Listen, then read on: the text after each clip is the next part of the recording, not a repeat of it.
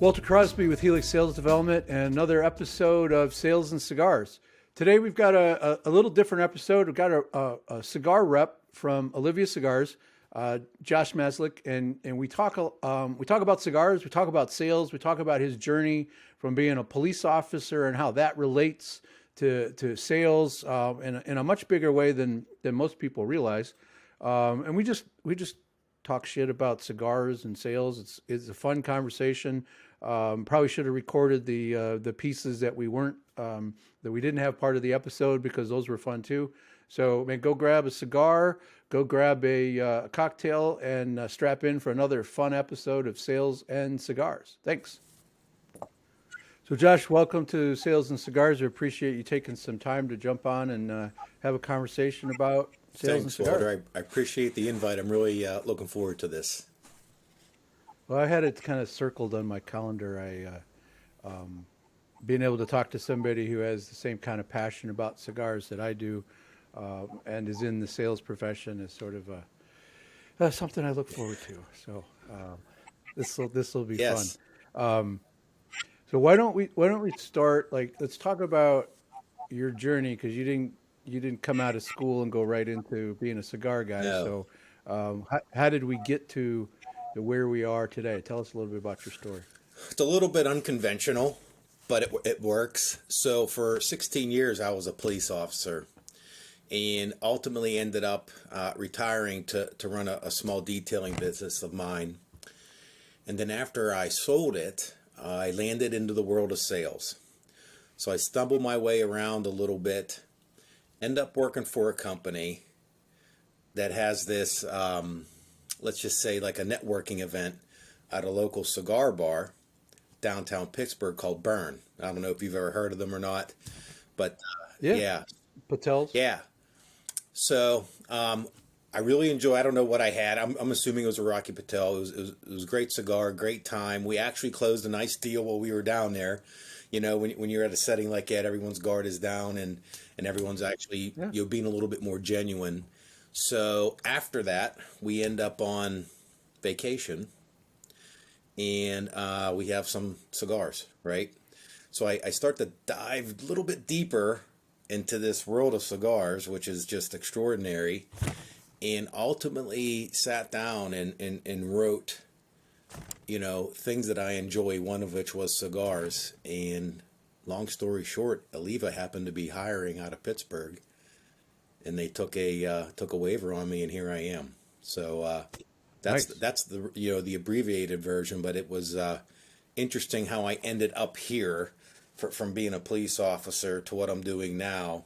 Now, what I would say is all the skills I learned as a police officer 100% transfers over to any sales career. I mean, because you're dealing with people from all walks of life, and it easily translates into a sales career. So that would be advice I'd give for anybody that's retiring, which I think there's a lot of them doing that now.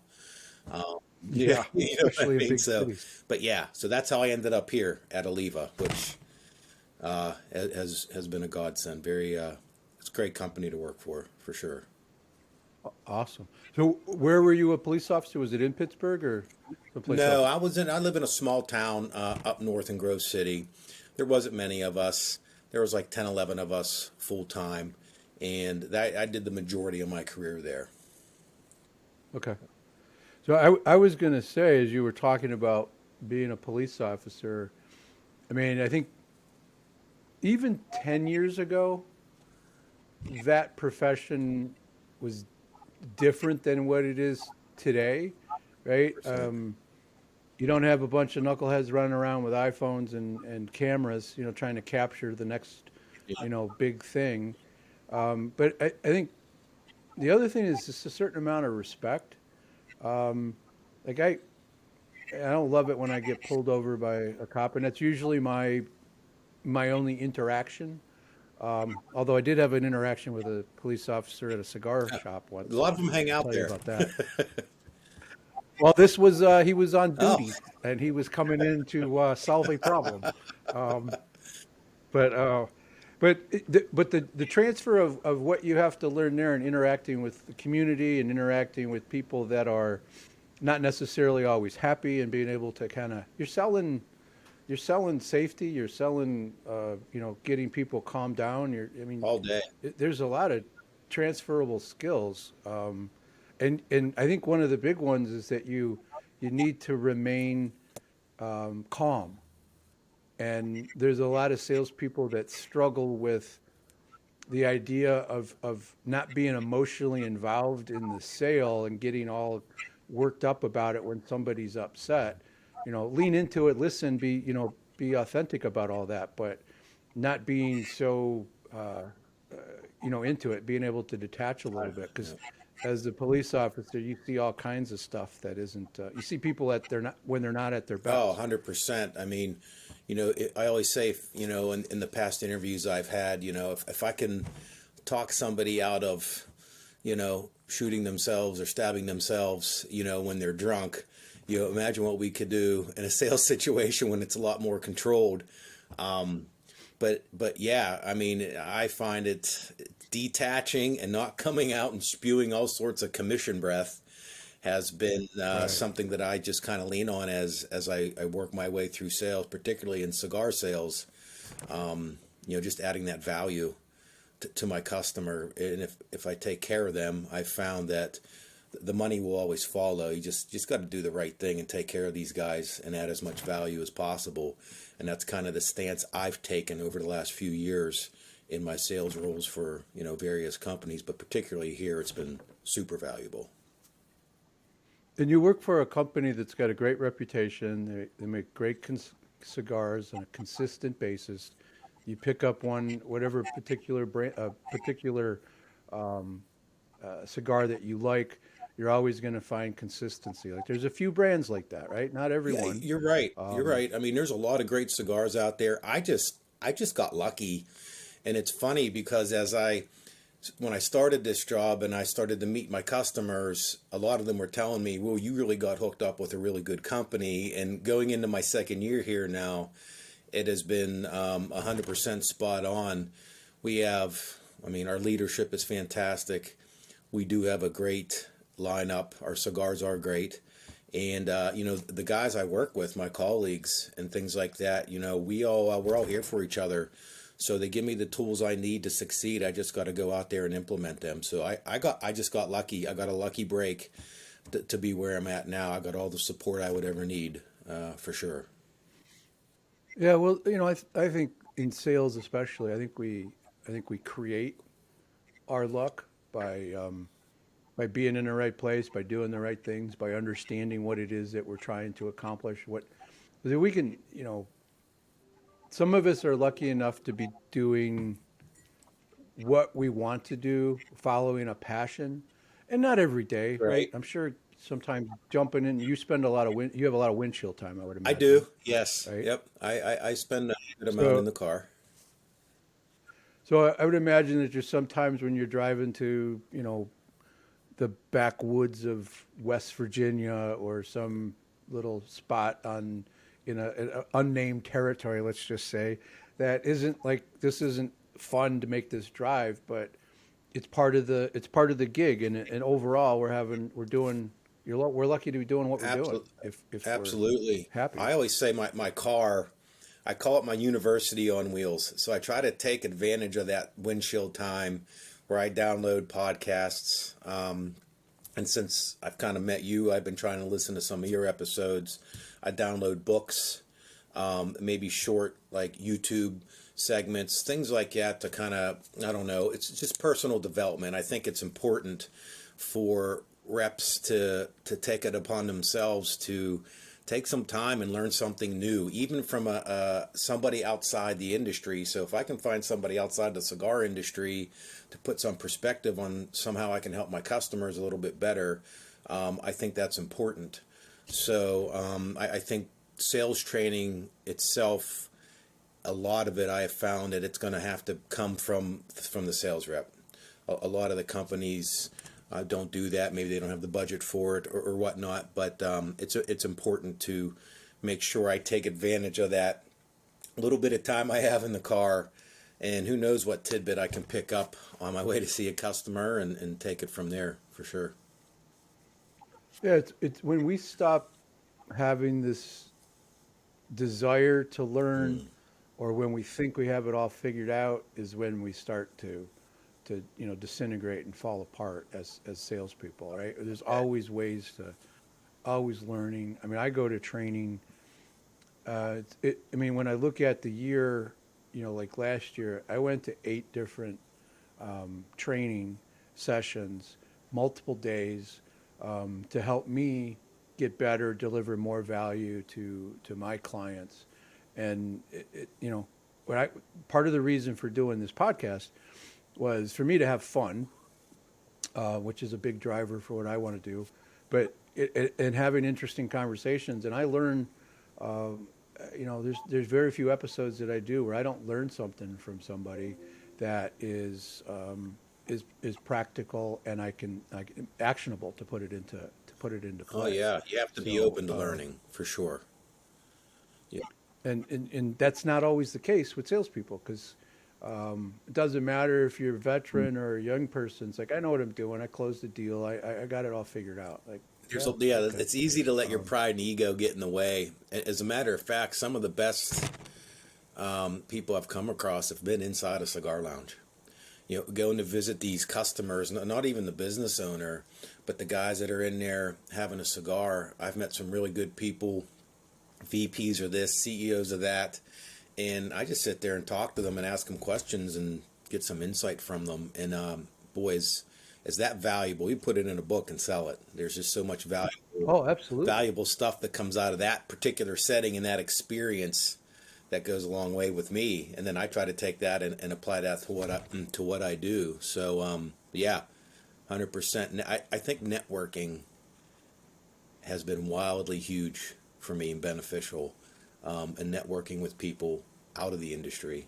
In the industry is good as well, but out of the industry is where I got most of my, I guess, my value bombs. Well, it's sales is sales, right? I always believed that if you drop me in an English speaking country and they needed somebody to sell something, I could earn a Yeah. living because I know the essence of how to position something, how to sell, how to understand people, how to listen, because it's really just a conversation we're having with somebody, right? Exactly. That involves some curiosity, right? If you got a salesperson who's not curious, they're not going to be successful long Yep. term. They should come with a little bit of skepticism, in this conversation. Like, why are we doing it that way? Right? Not judgy, but some skepticism, some empathy to really be empathetic to somebody's situation and not use what you know as a weapon, and then just be a great listener. Um, those things, I think, if you focus on a conversation to learn about people, it's amazing what comes out, especially in a cigar All lounge. day. Yes. Yes. And I found empathy. Empathy is the biggie. If you can somehow master that, and trust me, I haven't yet, but if you can take empathy and bring that into your day-to-day sales interactions, I think you're going to win out a lot more than anything else for sure. So I think empathy and curiosity kind of like walk down the beach holding hands, right? Yeah. There's I mean, it's a weird little image. I know for a couple of guys smoking cigars in the morning with coffee, but just bear with me here for a second.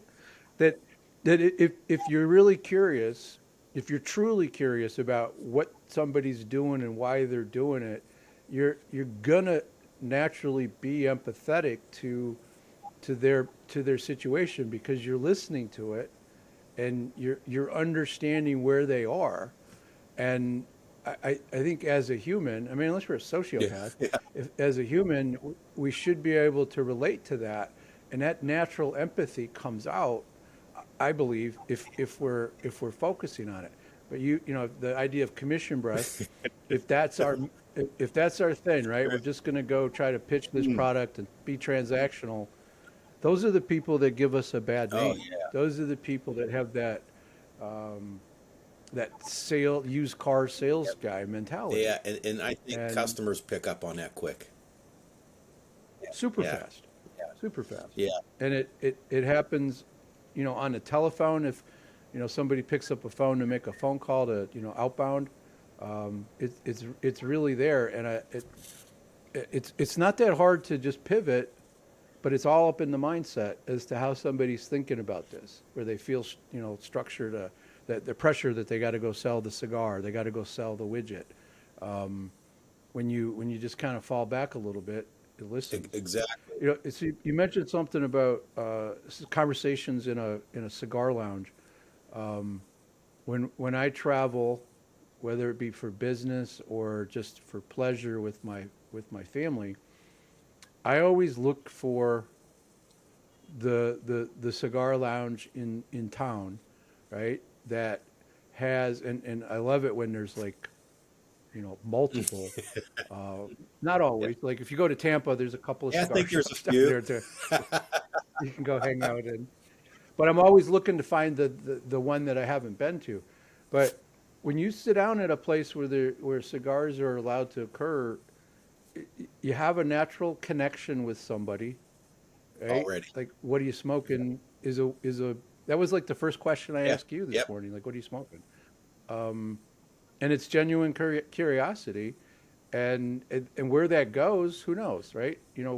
We may we may not be talking smart and solving the world's problems, but we're definitely engaging in learning about people and practicing that ability to have conversations as a salesperson is only going to make us Oh better, yeah.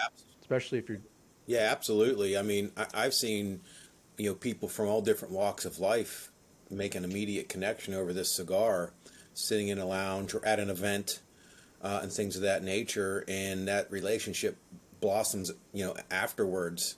So you're right. I think that going into a cigar lounge, especially when you're in a place you're not normally from, you never know what can come out of that. And for me, that definitely helps me with the way I talk with people and to help me become better and listening to some of these guys that have so much more experience than me. It's very interesting some of the feedback they give me, even about the cigar industry itself.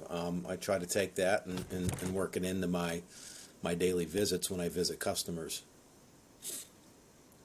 so I mean, there's a couple things I want to try to talk about. One of them is like how you engage with the cigar shop owner, and then how the industry operates. Okay. So like let's go local Okay. first. When you walk into a cigar shop, and you're repping a line, and they love your line, let's say, how do you? It's not just taking an order, right? We need 20 more boxes of this and 10 boxes of that. You're trying to do something else. I'm assuming there's education involved. Like, talk to me about what Yeah. that looks You, like from a sales you perspective. know, so as a matter of fact, yesterday I did a training session with a group of guys at one of my retail locations. And one of the things I try to do is we can always look up the cigar, wrapper, binder, filler, all that stuff, where it's made. But I think where the most important gold lies is how do I sell it? What's the word track I use when a customer comes in?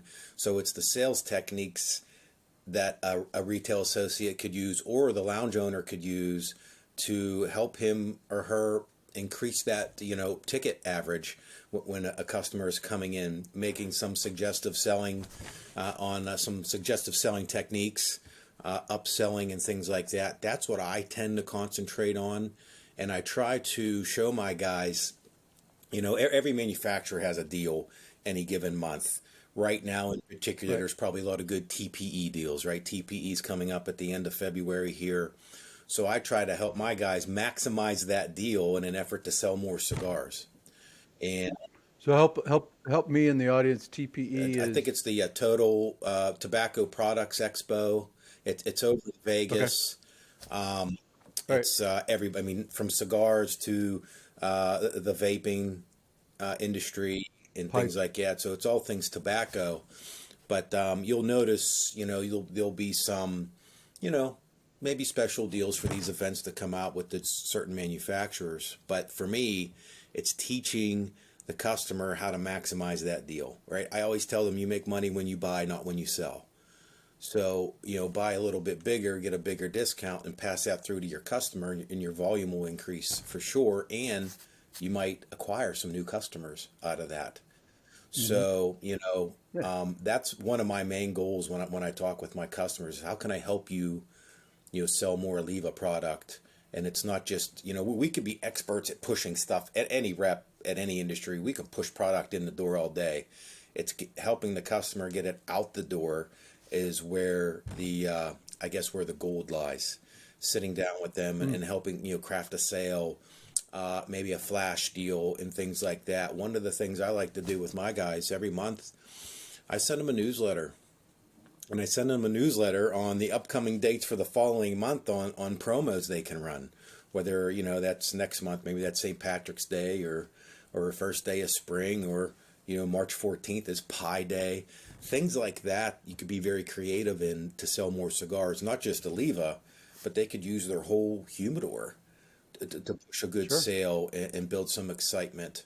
And I also have some great conversations about marketing. I noticed in this industry, guys don't stay disciplined enough to stay after their social media and to build their email news lists, email lists. So I try to talk to them about that. Let's stay disciplined, keep posting. It takes a long time, but you'll eventually reap huge rewards from that. But it's tough as somebody who is a one man band. You're wearing the marketing hat, the ordering hat, the accounts payable, receivable. So it does become challenging. But if you can Sure. stay disciplined enough to do it, there's guys I have that are one man band and they're wildly successful because they just stay disciplined in their day to day. So that's the value I try to add. I'm not perfect at it. There's a lot for me to learn as well, but I try to put myself in their shoes. If I owned a cigar lounge, what would I do and how would I do it? And I've had some great conversations with owners, just sitting down, having a cigar and a coffee, and next thing you know, we put our heads together with something really dangerous, and it works. Hmm. So that's That's the value I guess any sales rep should bring to whatever they're selling and offering. That's the value that I would recommend bringing to the table, 100% for sure. it's the when we're talking to somebody about a product or service, we're there's we should be delivering more value. There should be like it should be almost impossible for us to be able to identify all of the things that we're going to be able to do once we get the relationship going that we're going to offer as added value to them where we become, Yep. indispensable to our customers. And that, that guy, so like somebody that needs to be is a solopreneur that's got all those hats that they have to wear. One of the things I tell them is, you know, you don't need to do it every day, all day. You can spend 20 minutes or 30 minutes on social media and just do something that is of value. And you do that 3 or 4 times a Yep. week, and just early in the morning or in the evening. Video is really important now. I saw one yesterday with, it's his name, Nemish, the Oh, Iraqi okay. brother. Yep.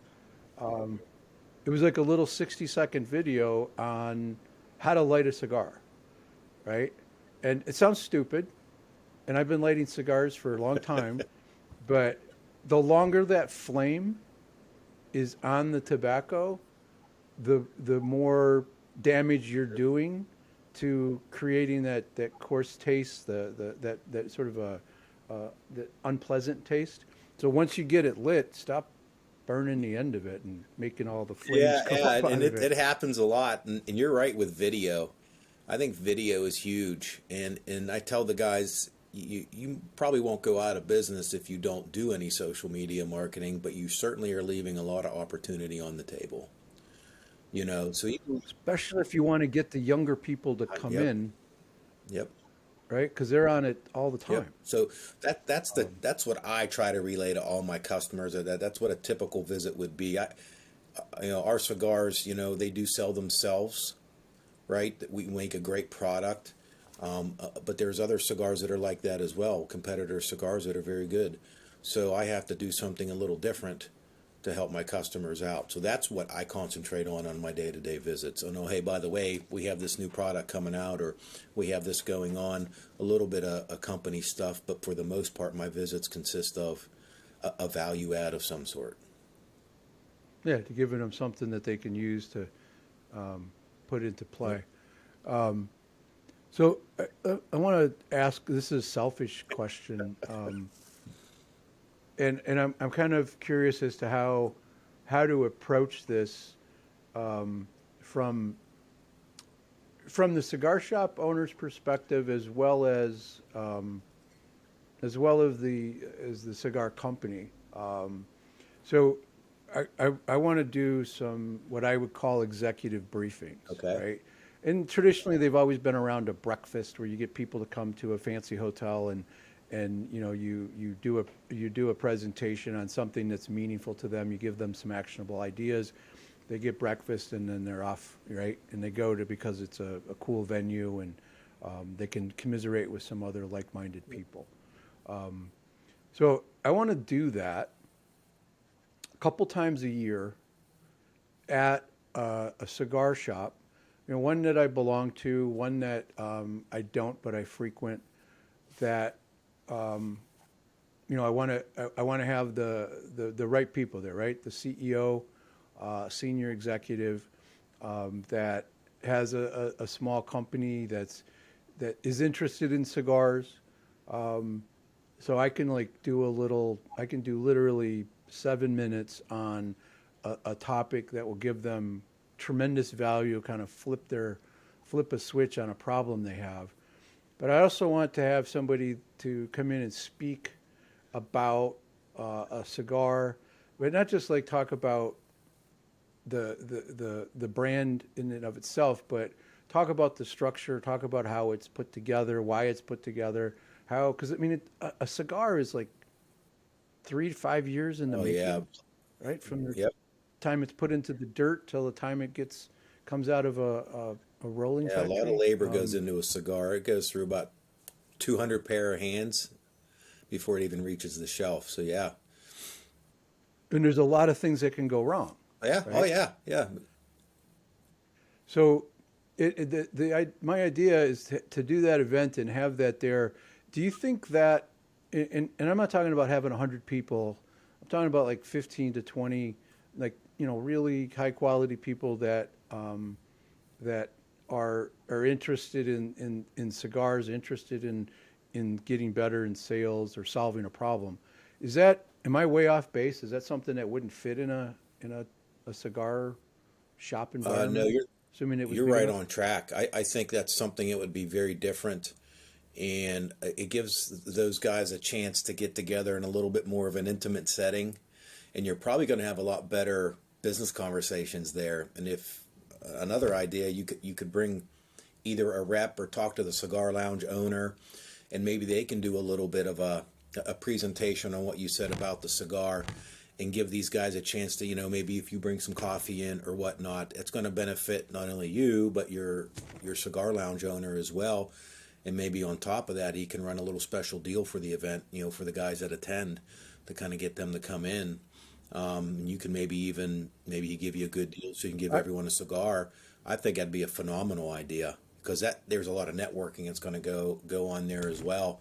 So I think you're onto something there for yourself, for you, but mm. it's But it has to bring value to yeah, everybody, right? To yes, me, I if it's not a win-win for everyone, and I know I would spend money to do that, and that's fine, because I would also be having some yeah, fun, oh, um, absolutely, and maybe planting seeds for down the road with people.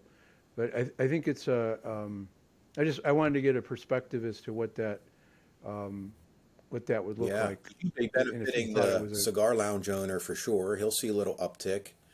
You'll benefit yourself for what you're doing, and then these guys get away for an hour or two to sit back and have a cigar. I mean, that's a win-win for everybody involved. So I mean, if I was, this is the weird part. Like, let's say the cigar shop opens at 10, right? We do the event at 9, People get there about 8:45. I've got coffee, I've got bagels or muffins or something, Right. right? And then we have a breakfast cigar, talk a little about this and that, and then they're back when the cigar shop opens, right? Then we're not really in their way. Um, you know, probably wouldn't be selling a lot of alcohol at that hour. Depends. Depends on the depends on the Bring some group, Baileys sure. with you for the Um, coffee.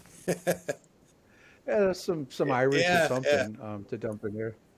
But is that is that way out of bounds? You think to do an event like that where it starts a little beforehand to get them to pop in if we have it all Yeah, organized? not at all. Not at all. In fact, if I was a cigar lounge owner, I would jump all over that because that's an opportunity to grab some extra customers up and start my day off on the right foot. And word spreads, so when guys go there and they have a great time, they're going to say, "Oh, I was down at so and so cigar lounge with Walter. We had a great time, and we meet every quarter and talk about whatever business stuff. We talk about the cigar, and you make it a little bit interactive. I actually think that would be a great way to generate some leads for you. And who knows, maybe those guys end up generating leads for themselves. It's almost like a mini Chamber of Commerce meeting at a cigar lounge. Or a mini Yeah, mastermind, yep. right? Where because it would all be like-minded people, and CEOs have, you know, sometimes it's hard for them to talk to people about what they're really thinking about because they don't want to freak out their Yeah. employees, right? Because got big Yeah, oh profits. yeah, yeah. Yeah. Um, The wheels never stop turning. so how how often are you traveling to the Dominican, Honduras, right, to Central America to see that process? Have you done that? Is that something that's on your list, or is that part of training? Yeah, I haven't had the opportunity to do that yet. We're hoping to head down to Nicaragua this year. Just kind of depends on some factors within the country. But we do get a chance to meet in Miami, where our warehouse is every year. So I've had the opportunity to do that twice, which has been very beneficial to me to see the behind the scenes in the warehouse and things like that. So heading to the factory and getting to watch our rollers and things like that would be wildly beneficial. So I'm hoping that we get to go to do that this year. If not, I'm sure, we'll make, because most of the guys have been there. So they tell me what it's like, and they're able to relate what they see down there, back to customers. And even the guys that they're buying the cigars at events or whatnot, they'll ask. So hoping this year we get to go. We'll Cool. see. Yeah, that I could would be. I had a chance to go with a group a couple years ago, and I had too much going on. I couldn't leave at that time, but that's one of the things I want to do is just go check out a factory, see how it's done, see the Yep. fields. Right, I've seen pictures, but knowing that the amount of labor that goes into rolling a cigar is pretty intensive, and they have to be super Yep. consistent with what they're doing. Yeah. It's an amazing process, and it just every time I light one up, I'm thinking about like who's Yeah. touched this, who put the blend together, how do they do that? Because like if you smoke a particular cigar all the time, it's because you like that taste, you like the way that feels, and it's always the same. Right. So somebody's magically making that happen, right? With a organic product that can change at any moment with the weather and the Oh wind yeah. and sun Soil, and everything. how it Yep. ages. And it's so important. And somehow they get it to It's work. so important too, because the cigar you smoke, let's just say it is an Oliva, you want that same experience today, and you want that same experience 6 months from today, and then a year from today. So that consistency it's important. Absolutely.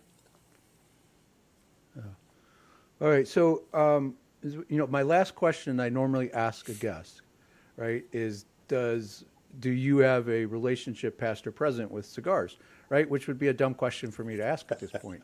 Um, so I'm not going to That's ask that. okay. So it's kind of weird to wrap That's up one without okay. asking that question. But what's interesting though is I've gotten answers when I've asked that question Yeah, I have a relationship with cigars. I absolutely hate them, and I don't want anything to do with them. Right, which is Yeah. cool. I respect that. But I've also gotten answers from there was this lady that was a guest. She was a great guest, and I was getting ready to ask her that question. I was fully anticipating I really don't like cigars. Right, she was going to be pleasant about it, but she told the best story I have heard about how the cigar, the sight of it, the smell of it takes her back to being a 10-year-old Mm. girl and her grandfather. And how, I mean, she had an affinity for her grandfather. He was a big part of her life. And she still had his Oh hat man. that still smelled like a cigar, right? I mean, it was just this really Yeah. heartwarming story. It brings tears to Yeah. your eyes. But it's interesting how some people are, there's not a lot of middle ground. No. Um, People are in or out, but usually people have a story around it. Like she didn't care for cigars, and she didn't want to be around them. But as soon as she saw the cigar shop or somebody had, there was a little scent of cigars. It was like her grandfather was Oh back, yeah. and Yeah. It goes back kept to it the right there. experience, whether you smoke a cigar or not. Even the people that may not be, they're going to have a positive or negative experience, and somebody like her, when you have a family member like that to relate all those positive memories, yeah, that can make for a really great story. So I'm going to tell you a story I had where there was a negative situation with a cigar, and you maybe you can share one where you had somebody that reacted poorly or badly to it. But I'm on the golf course with three of my buddies. We're standing on a tee. We're waiting for the people to clear the fairway, and two of us are smoking cigars, and we're just talking as we're waiting. And then this cart pulls up, and they do the thing. They pull back a little bit. They know that everybody's waiting, and we're on like the fourth tee, Mm, and this lady marches up to the tee box, and I had my back to her. I didn't mm. really notice, and she's like, "Excuse me, sir, sir." And I I look at her and yeah, and she's like, "Your cigar's bothering me." And I'm like, "Oh, okay, that seems fair." Well, how is that fair? I'm like, "Well, you're bothering me." So you should have offered her one. Well, she was like just so indignant. She just Yeah. didn't, I'm like, I'm over here. You walk 30 yards to come to tell me my cigar's Mm. bothering you. I think you Yeah, got bigger problems. absolutely. Yeah, yeah, and it's usually. And Go ahead. her husband came and collected her. It's like, leave the nice men alone. Just Do you have a spare cigar? we did. We were kind of dicks Yeah. about it. We did say, "Sir, would you like a cigar? We've got a Oh couple yes, extras here." absolutely. You got to offer one, right? So he kind of turned his back and gave us like that little look, right? Like, thank you, but no, right? I understand. So if in your travels, have you ever encountered that type of behavior? Um, 'Cause it was I, fun. you know, I've been not that I know of. I mean, maybe somebody has and have not said anything.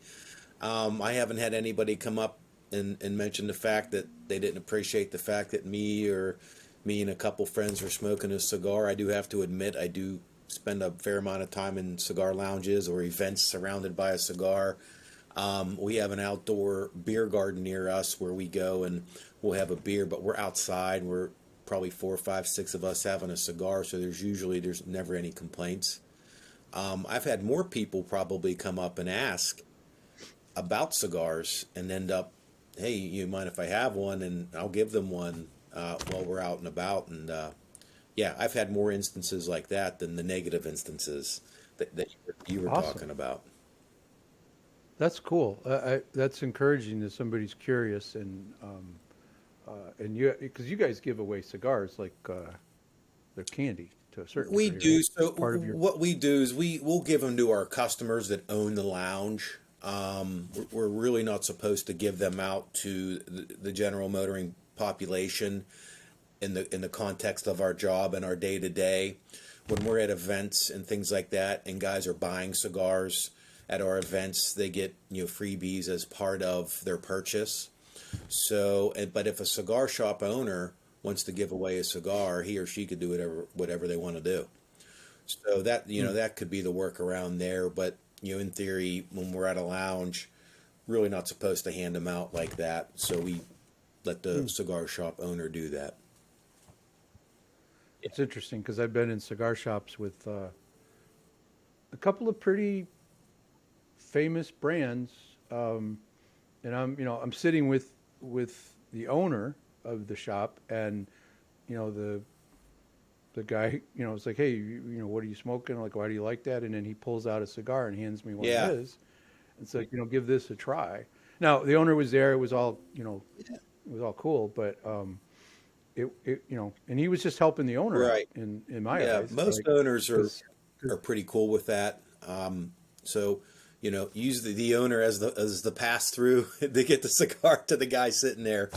But yeah, it's well, he got a head nod. He didn't hand it off and hand it back, but he got the head nod, like, yeah, give him a shot. He's a that's good the guy. fun of the FDA. Try They can shackle us sometimes, but there's always workarounds to get a good cigar in somebody's hands that they're going to enjoy. Yeah. All right. So I really appreciate you taking the time. Is there anything you wanna share about what's coming up? Any events or anything that it would help out the brand or help you out into? Because I've got a friend of mine who's a listener who's a big fan of your brand, who lives in Pittsburgh. So Ross, if you're listening, Yes. pay attention. Any huge events? So, of course, the TPE is coming up at the end of February here, where we'll have a small booth. We do have a couple new things coming, a new cigar dropping sometime, hopefully in March. That will be somewhat of a Okay. Melanio blend that ties in with our Oliva Helping Hands Foundation. So I would just Google that term. We had an opportunity to try those out in December. They were fantastic, so I'd be looking for them. Hopefully, What kind of cigar? Like a big bold or right in the same line? it's a Melanio blend. I kind of put it as in between. It's smoked heavier than a Connecticut, but not quite like a Melanio, and it's round. So it was fantastic. I really enjoyed it. Of All right. course, we will probably, hopefully, have some of the 135ths come out later in spring. We'll see. No guarantees, but that seemed to be a very hot seller over the past year. And other than Mm-hmm. that, as we get through into July, pay attention to the PCA stuff. We have a big show there in Vegas, Premium Cigar Association. A lot of manufacturers come out and drop new items then. Whether we will or not, I don't know, but start to really pay attention around that time. You'll see a lot of new cigars starting to drop around that period of time in July. Yeah. Awesome. All right, Josh, I appreciate you taking the time. This is Mm-hmm. informative. I learned a little something, and best of Thank luck. you. You got a great brand. You got a great job, Appreciate and it. a little jealous, quite frankly. I would say though, it's probably the number one question that comes up to me at events is, how do I become a rep in the cigar industry? It is a great job, but I would say there is work that goes along with it. Yeah.